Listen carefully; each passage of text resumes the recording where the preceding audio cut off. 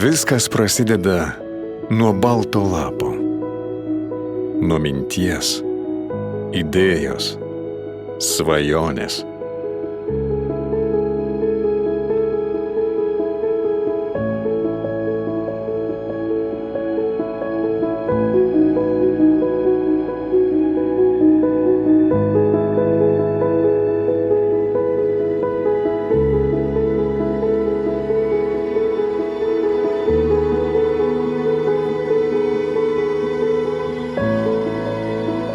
Pirmiausia buvo Alvydo Stulpino įmonė 94 metais, 97 atsirado Putokšnis, tai irgi mes čia dar gyvenome, dirbome, čia už tvoros stovėjo aliejaus talpos, kur atvažiuodavo sunkvežimis, Stulpino Alvydo individuali įmonė. O paskui jau atsirado Putokšnis ir taip toliau. Čia mano viršuje tie langai yra mano kabinetas buvęs. Pradžia, kaip ir kiekvienam kely, yra labai sunki, daug duobių buvo, daug visokių pasiekimų ir taip toliau, bet visada per tuos metus įsigrynino žmonės, su kuriais ir dabar žingsniuojame dar tolyn. Jo, įdomus periodas, labai įdomus ir atrodo, kad tas vakar viskas įvyko. Vakar. O prabėgo 30 metų.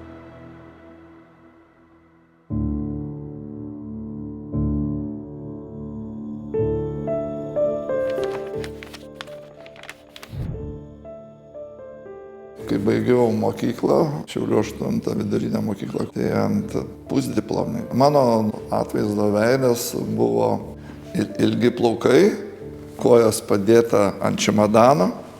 Ant čemadano buvo užrašytas deficitinės prekės.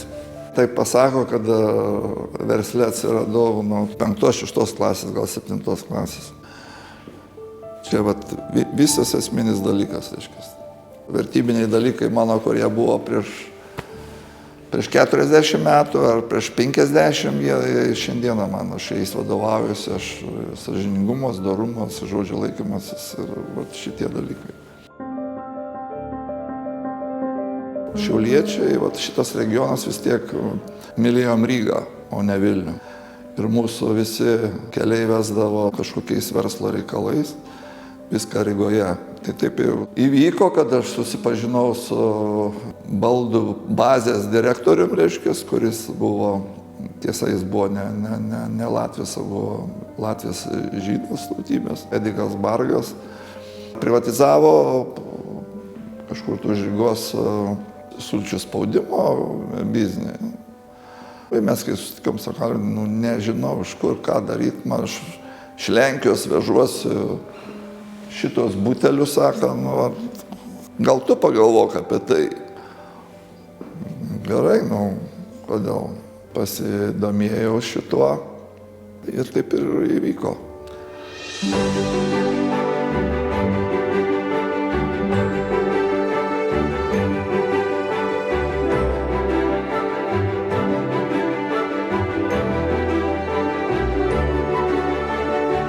Kad biznį pradėti reikia pinigų ir kur pradėti.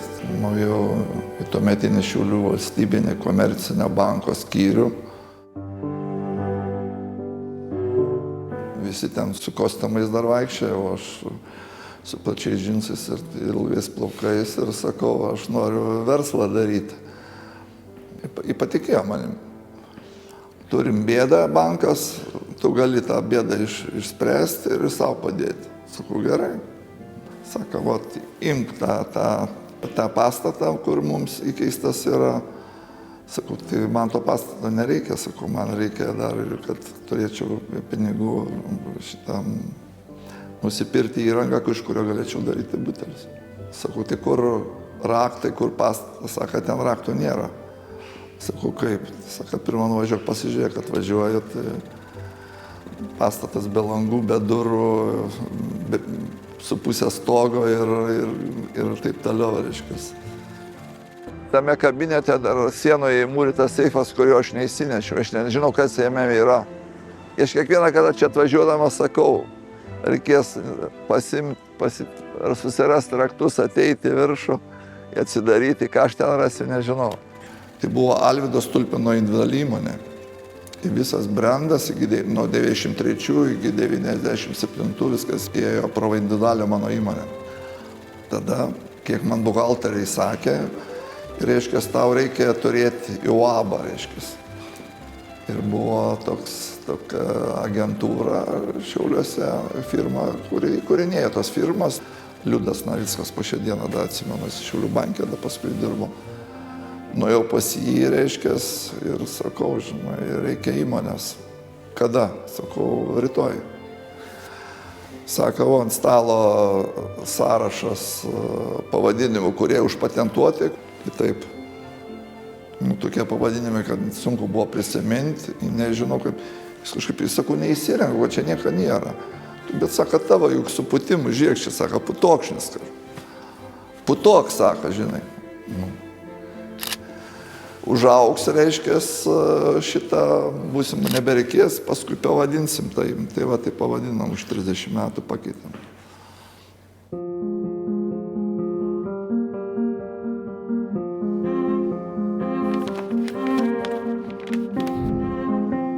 Pasirašėm kontraktą, bankas apmokėjo ir jau įrangą šveicarų firmos Makplastik. Gamintoją užklausiau, sakau, tai įranga gerai, bet ką aš su ją darysiu, iš kur man gauti šitų preformų. Tai jų reikia. Tai jis man davė, atsiuntė Makplastikas 10 ar 12 įmonių, kurios gamino Europoje ir pasaulyje tas preformas. Sukūrėm laišką, atsisėdam prie fakso ir 10 ar 12 faksų įsiunčiau. Tiem sakau, esminis momentas tame, kad iš vienų gavau atsakymas, kiti sakė, ten kažkada nesezonas, dabar negalim patiekti. Ir vienos kompanijos Johnson Controls atstovas sako, aš kitą savaitę būsiu Lietuvoje. Tai vat kaip tas 94 metais tas susitikimas įvyko, tai po šiandieną mes dar susitinkam, geriam belgišką alų.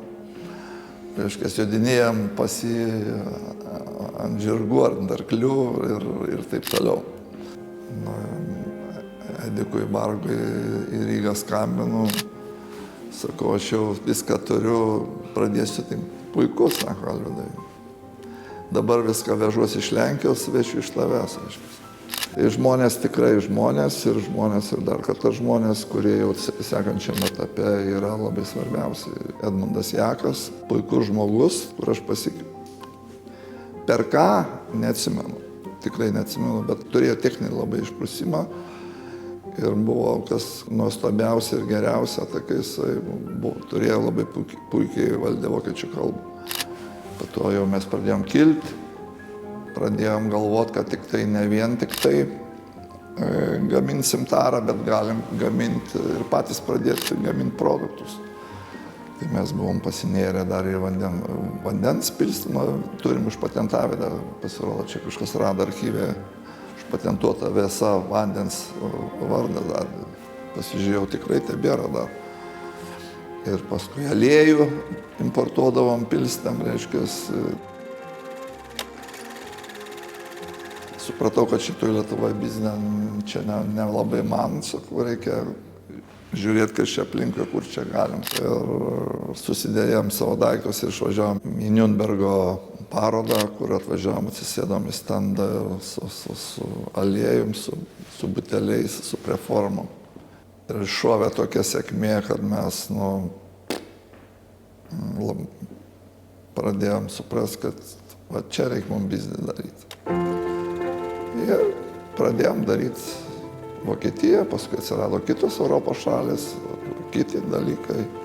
Atsirado prie to Makplastiko pūtimo linijos kitų firmų atsirado Žemaitės gatvėje, ten sekantis pastatas, mes ten, vienu žodžiu, pradėjom augti ir vat užaugom.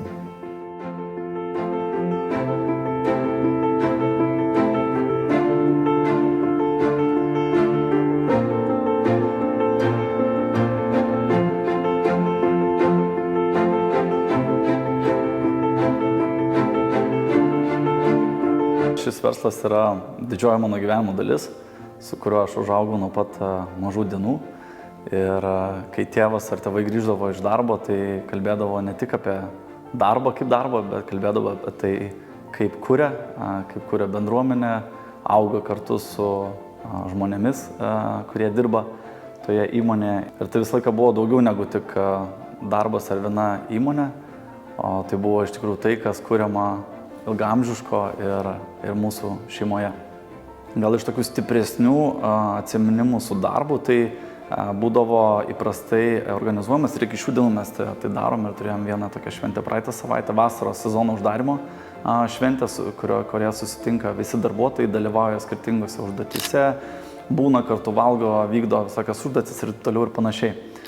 Tai teko man, gal kai buvau 10 metų vaikas, teko vienoje iš tokių švenčių kartu sudalyvauti visose rungtyse, tai jau tuo metu labai gerai atsimenu mažas būdamas, kad mane toks aplankė keistas jausmas toj šventį, kai tu jauties tarsi esi kažko didesnio dalimi, tarsi kai būtų išplėstinė šeima. Daug pasiūlymų turėjau parsiduoti ir taip toliau, bet žinojau, kad kažkuris iš vaikų gal pamils tą kelią, kaip tėvas kažkada pamilo ir gal norės imtis to verslo, reiškia. Kai supratau, kad čia nieko tai nebus, aš visus supakavau čemodanas ir visus išsiunčiau iš Lietuvos mokytis. Ir viskas, jie ten nusikabino, pabaigė mokslus, Dovydas jau buvo į savo verslus pradėjęs. Tada supratau, kad reikia visus susigrąžinti atgal. Mane tėvas pakvietė į valdybą, tuo metu prisijungti kaip valdybos nariu į organizaciją. Ir tiesiog susipažinti, ateiti, padėti, tarsi nieko taip strategiškai, ar ne, apšviesti, gal ar kažkokią pasidalinti savo patirtimi, ar ne, kurią galėčiau. Ir tai priviliojo, turbūt mane nieko nesakant apie kažkokį tai planavimą, ten įpėdinystę ar paveldėjimą. Ir aš tokių minčių iš tiesų tikrai neturėjau, ėjau į valdybą vedamas to noro išmokti daugiau, suprasti verslą giliau. Ir tikrai jokių planų apie perimimo verslą niekada neturėjau.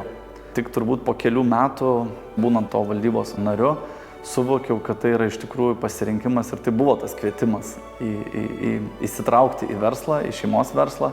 Ir niekada šiaip tėvo atvirai neklausiau, bet tikriausiai jis tuo metu jau turėjo tą tokį užmanimą, kad galbūt sudomins taip, įtrauks mane ir norėsiu aš perimti tą verslą. Bet iš esmės atėjus į verslą, aš ką supratau, kad ką mes darėm tuo metu, ten jau 20 kelis metus, ar ne, yra tikrai teisingi žingsniai, pradėti teisingas pagrindas verslui, ar ne, kad jį toliau auginti. Ir taip gimė tos idėjos, kad visgi mums reikia plėtoti ir vystyti verslą greičiau, agresyviau, arba norint kažką sukurti kiek kitaip ir naujau, reikia daryti tos pokyčius. Ir taip gimė DuLoop iš tiesų. Na ir mes pradėjom rašyti savo įmonės antrąjį skyrių arba etapą. Viskas remiasi į žmones ir į santykius su žmonėm. Nėra tokio dalyko kaip business to business ar business to consumer. Yra žmogus žmogui. Ir čia nuo mažų dienų tiek iš mano tėčio palikimas, gal ir ta filosofija verslo ar nedarimo, viskas remiasi į žmonės, santykius su jais ir jeigu tu randi teisingus partnerius, klientus, tiekėjus, kolegas, darbuotojus, tai viskas yra įmanoma ir tikrai viskas yra pasiekiama.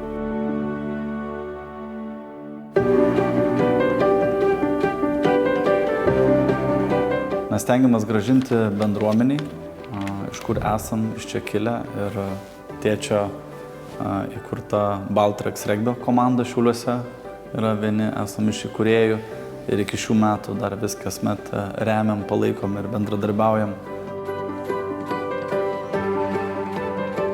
Baltrax klubas įsikūrė 90 metais, pradininkas buvo Augustas Taralis, jis ir atvedė Alvydą į komandą, sakykime, kaip rėmėją, tais laikais tai buvo tikrai labai netikėtas ir įdomus dalykas tiek regbiui, tiek sportui. Atėjo su ambicijomis, sakykime, su idėjomis, kaip padaryti tą sporto šaką populiaresnę. Tai tas ir vyko visą laiką, su Alvydu betarpiškai buvo rengiami įvairūs projektai, tai vat paskutiniai iš jų tai ir šio stadiono, sakykime, projektas, kur Baltreks visą valdybą užsibrėžė labai tokį rimtą tikslą, sakykime, turėti savo bazę. Tai suderinus su Saulėtekio gimnazija mes pradėjom projektą ir tas bendras projektas su Šiaulių Saulėtekio gimnazija virto tokiu gražiu aikštynu. Tokie inovatyvūs ir geri projektai su Alvydu, su Dulupu visada vyksta. Kiekvienais metais tariamės, kur galėtumėm judėti, kokią linkmę ir ko siekti. Tai dabar klubas, aišku, irgi turi visokių ambicijų ir tikslų, kaip toliau vystytis. O taip tai kita veikla yra, aš esu daugiametis Šiaulių pramonininkų asociacijos prezidentas, buvau čia 16 metų, dabar jau praeitoj kadencijai užleidau kitiems vietą, o esu pakviestas Lietuvos pramonininkų konfederacijos viceprezidentas, kuris vadovauja regionų komitetui, kur yra atsakingas už regionus. Tai mano veikloje visa Lietuva.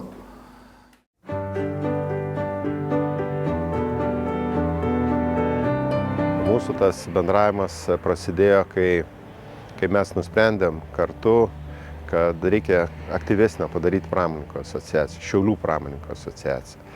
Ir tos idėjos gimė kartu ir džiaugiuosi, kad man teko būti ištakose, o Alvydas pasiėmė lyderystės vaidmenį, tapo prezidentu ir tai berods 24 metai atgal. Tai kai kalbam apie Putokšnį, mes kalbam apie jo gebėjimą valdyti tiek savo verslą, tiek duoti verslui, kaip pramoninkams, duoti savo žinias, savo lyderystės įgūdžius. Daug davė ir mano verslui, ir aplamai, aišku, kai kuriuose momentuose ir verslas nukentėjo nuo to, nes daug reikėjo daug laiko skirti visuomeniniai veiklai. Bet kažkaip va taip išlavirau. Tiesiog jisai turi viziją ir tos vizijos visą laiką siekia. Šiai dienai Alvydas yra garbės prezidentas, be kurio man sunku būtų įsivaizduoti asociaciją. Labai vertinu draugystę su Alvydu. Vertinu ne tik todėl, kad mes ilgą laiką esame ir vadovaujame Lietuvos pramonininkų konfederacijai, skirtingose srityse, nes buvome ir abu ir viceprezidentai, situacija pasikeitė, aišku, linkiu jam ir toliau judėti ir nenuilstamai prisidėti prie Lietuvos verslo ir pramonės gerovės. Tokios įmonės be galo svarbios tiek Šiauliams, tiek Lietuvai. Tai yra įmonė, kur turi didžiulę atsakomybę, tai yra atlyginimai 200 darbuotojų, tai yra sportas, tai yra mecenavimas, tai yra daugybė dalykų ir žinot, ne 30 metų reikėtų švęsti, o 300 metų tokios įmonės, tai yra pasaka. Ačiū už vaikus, už regbį, už tai, kad judesys, nes žinot, kai nėra judesio, apie ką gyvenimas, tai jūs garantuojate judesį. Alvydas Tulpinas prisidėjo prie kolegijos strateginių sprendimų. Daugelį metų buvo kolegijos tarybos narys ir labai didžiuojamės, kad visada buvo kartu su akademinė bendruomenė dalindamasi savo įžvalgomis, savo patarimais, savo matymu, kaip augti, stiprėti akademiniai bendruomeniai. Bendraujame ir bendradarbiaujame ir su Dovydu Stulpinu, kviečiame jį į įvairius verslumo renginius, pasidalinti savo patirtimi, pateikti studentams įžvalgų, paraginti juos plėtoti įvairias verslumo idėjas, nes tikime, kad tvarus verslas, lyderystę spinduliuojantis verslininkai yra tie žmonės, kurie padeda augti akademiniai bendruomeniai. Tai po 30 metų norėtųsi, kad Dulup būtų tas tikras tvarumo ambasadorius pasauliniu lygiu ir norime tapti verslu su nuliniu poveikiu aplinkai. To siekiame kiekvieną dieną su savo partneriais, klientais ir Tai yra turbūt mūsų vizija, tas globalus tvarumas.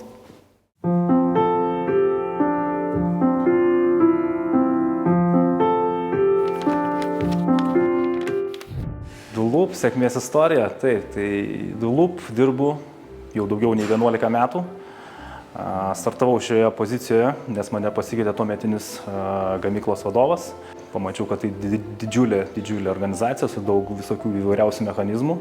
Tas mane sužavėjo labai ir nusprendžiau pabandyti. Ir iki šiol nesigailiu. Dulup labiausiai motyvuoja dirbti žmonės, su kuriais tenka tiek susipažinti, tiek kiekvieną dieną susitikti darbe esantys kolegos. Tai pats bendravimas ir aplinka, kurioje esam. Įmonė tau leidžia kaip žmogui ir kaip darbuotojui visada tobulėti, mokytis naujų dalykų, suteikia galimybės įgilinti daugiau žinių, nestabdo tavęs tobulėti įmonėje ir visada gausi pagalbos, kurios tau reikia. Geras požiūris į darbuotojas ir gera komanda, su kuria dirbu iš tikrųjų. Jeigu yra vidinė motyvacija, tai natūraliai ateina rezultatas. Tai su laiku tai pastebi kolegos, vadovai, pati aplinka. Na ir tada atsiranda ta išorinė motyvacija, kuri tiesiog natūraliai stumia judėti pirmin.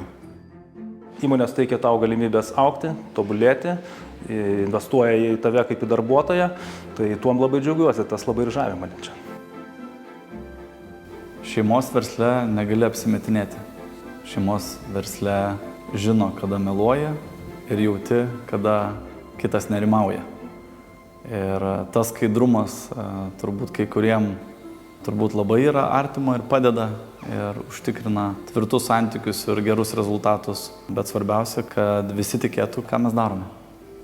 Ta ateitim, kokia jinai bebūtų, aš tikiu, nes Dovydas tvirtai laiko valdžias šito verslo, turės stiprią komandą, kuri, manau, po 30 metų turėsime žymiai didesnį verslą, negu turime šiandieną. Turėti ratą tų žmonių, kuriais gali pasitikėti ir tikėti. Mes tada pasieksime tų tikslų ir linkiu jiems ir mūsų šeimai greito kelio, nes dabar greitis yra pagrindinis faktorius, kuris daug ką apsprendžia. Palinkėčiau turbūt tikėjimo, kaip tėtis tikėjo galimybę, kai pradėjo šitą verslą, kaip aš tikiu atsakomybę, būnant antros kartos verslo paveldėtojų ir vadovų, ir mūsų kolegoms, ir visai komandai to tikėjimo, ką mes čia darom ir kodėl. Nes su ta kelrodė žvaigždė, kaip sakau, turbūt gali nesvarbu į kurią pusę, bet gali eiti toli ir ilgai.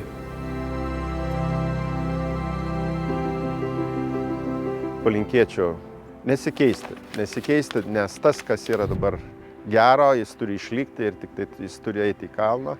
Prisitaikyti prie kasdienybių iššūkių yra be galo daug, jų daugiau negu buvo anksčiau. Jie kitokie, bet reikia prie jų prisiderinti. Ir vis tik tai palankių įstatymų, kurie leistų tiek daryti verslą, tiek pasilikti Lietuvoje, nes be šito tai mes ko gero irgi. Tai reiškia, turi būti gera sinergija tarp visų, tiek socialinė prasme, tiek visuomeninė prasme, tiek politinė prasme. Tai viso šito aš linkiu. Tegul eina į priekį, tegul daro daugiau, geriau. Ir aš manau, mes kalbėsimės, po kažkiek metų vėl. Ir kalbėsimės, džiaugsimės, kad įmonė užaugo, žmonės nuėjo į priekį, sveiki, gyvi ir gero skrydžio, kad aukščiau pakiltume. Taigi sveikatėlės, geros nuotaikos, švęskime, būkime laimingi, kurkime savo ekosistemą, įmonės ekosistemą, miesto ekosistemą ir Lietuvos. Niekas kitas už mus to nepadarys. Ačiū kiekvienam darbuotojui, kuris stengiasi atlikti savo darbą tinkamai. Ačiū vadovams, kurie myli savo darbuotojus. Ačiū savininkams, kurie supranta, kad pinigai yra ne tik dėl to, kad susikrauti juos ir išsivežti kur nors į Tenerifę, o pinigai yra taip pat grąžinti į miesto bendruomenę. Tai kaip miesto bendruomenės vadovas dar ir dar kartą ačiū, didžiulės sėkmės ir nežinau, te gyvuoja Alvydas, Dovydas, visi darbuotojai ir iš to te gyvuoja Šiauliai ir Lietuva. Linkiu, taip sakant, nenuilstamai dar patobulinti, patarti sūnui ir visam kolektyvui, nes tokia praktika įgyta tokių sudėtingų laikotarpių, kai keitėsi visa ekonominė situacija, manau, ir jinai yra labai svarbi. Ir tai, kad lietuvių įmonė įsitvirtino visose pasaulinėse rinkose su labai gerai žinomais vardais, tai aš manau yra didžiulis pasiekimas pirmoje eilėje Alvydo kaip žmogaus ir be abejo geras auklėjimas sūnaus ir visos šeimos, kad visgi teisingos vertybės buvo išsaugotos ir yra tęsiamas ir toliau. Šiaulių pramonininkų asociacijos vardu linkiu DULUP kolektyvui augti, stiprėti, užkariauti naujas rinkas ir nenusimilti, kad Alvydas vis rečiau matomas, bet užtat turite jauną veržlų vadovą, kuris, manau, jum visiems atneš daug naudos. Linkiu DULUP bendruomeniai, šviesuoliams verslininkams, gerbiamam Alvydui Stulpinui, Dovydui Stulpinui, tvarios lyderystės, kuris kleistusi per veiklas, per bendradarbiavimą, įprasminant jų įžvalgas ir bendrą kelią kartu su visais. Visai DULUP bendruomeniai linkėjimai nuo Baltrex. Sveikinam su gimtadieniu, linkime kuo geresnios ateities ir laimingų metų. Dovydui ir Alvydui didelis dėkui už tą visą laiką būnant rėmėjais, mūsų vedliais, mūsų pagalbininkais. Ko palinkėčiau savo kolegams? Tai niekuomet nenuleisti rankų. Tikėti savim, tikėti organizaciją, patikėkit. Pats tą patyriau ir esu dabar laimingas. Manau, vienas iš didžiausių būtų toks, jog bet kokiems sunkumams atėjus nepasiduoti, nes esam praėję pro daug ir tikrai galim dar daugiau praeiti. Toliau tobulėti taip pat, kaip tobulėjom iki šiol, iš tikrųjų tą visą 30 metų. Visai įmoniai ir toliau augti, tobulėti kolektyvui palinkėčiau vieningumo, kad visi eitumėm tolyn į priekį. Taip pat palinkėčiau kurti tiek savo, tiek pačios įmonės sėkmės istorijas, kad augtume visi kartu. Nenustoti norėti daugiau ir nepamiršti pasidžiaugti pasiektais pasiekimais. Skrydis tęsiasi. Ir taip jau 30 metų. Sėkmingai kelionė reikia ne tik palankaus vėjo, tinkamų aplinkybių, patirties, naujų idėjų ar sėkmės. Tam reikia ištikimų draugų, patikimų partnerių, kurie padėtų išvengti turbulencijų ir jas paverstų kuo lengvesnėmis. DULUP savo nesibaigiančioj kelionėje niekada nebuvo vieni. Tvirta ir patikima komanda, bei daugybė draugų visame pasaulyje, leidžia kilti vis aukščiau ir aukščiau.